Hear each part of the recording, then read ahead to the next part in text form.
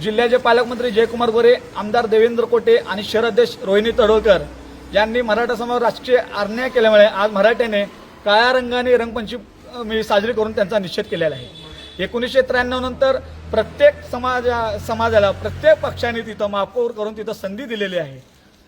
ज्याच भाजपची सत्ता आल्यानंतर आम्ही भाजपच्या वरिष्ठ नेत्यांना आम्ही मागणी करत होतो की तुम्ही मराठा समाज तिथं महापौर करा, कारण सर्वसाधारणसाठी तिथं जागा आहे।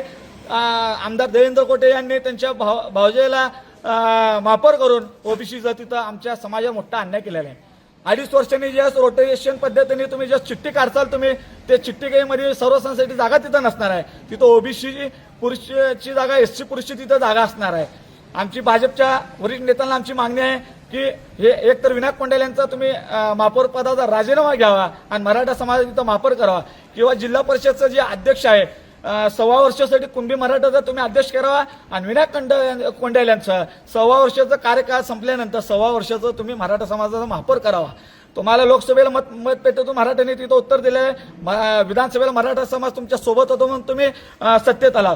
जिल्हा महापौरची निवडून जिल्हा परिषद निवडणूक होतं, भाजप तिथं 55+ जागा निवडून आणण्याचं त्यांनी स्वप्न पाहिलं होतं। मराठ्यांनी त्यांना 38 जागा तिथं जिंकून दिलेल्या आहेत। फक्त आज जर तुम्ही मराठा समाज न्याय देण्याची भूमिका घेतली नाही तर ह्या आंदोलनाचा होणार सोलापूरचं महाराष्ट्रात दिसेल आणि येणाऱ्या प्रत्येक निवडणुकीला तुम्हाला मतपेटीतून मराठा उत्तर देईल।